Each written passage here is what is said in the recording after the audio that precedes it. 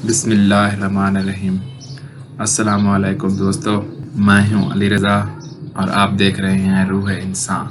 آج کا ہمارا ٹاپک ہے امام علی علیہ السلام اللہ کے بندوں کو درس اخلاق دے ہی رہے تھے، اتنے میں آپ فرمانے لگے، اے لوگو، 3 پل ایسے ہوتے ہیں جب اللہ تقدیر میں ترمیم کرتا ہے۔ پہلا پل جب گھر میں کسی کی ولادت ہوتی ہے، اور دوسرا پل جب کسی انسان کا انتقال ہوتا ہے، اور تیسرا پل جب کسی انسان کی شادی ہوتی ہے۔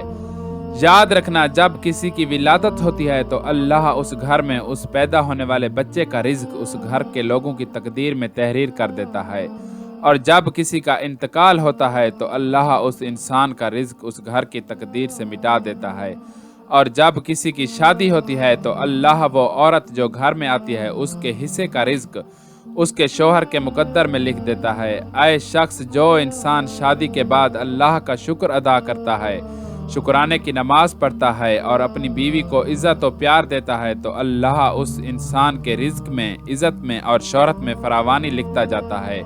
لیکن جو انسان شادی کے بعد ناشکری کرتا ہے، اپنی بیوی کو تذلیل کرتا ہے، تو یوں اس انسان کے رزق میں اچانک سے قلت پیدا ہو جاتی ہے، اس کی عزت دنیا کے نزدیک پست ہو جاتی ہے، کیونکہ اللہ ہر اس گھر پہ لعنت بھیجتا ہے جس گھر میں عورتوں پہ ظلم ہوتا ہے، عورتوں کی توہین کی جائے، اس کی تذلیل کی جائے۔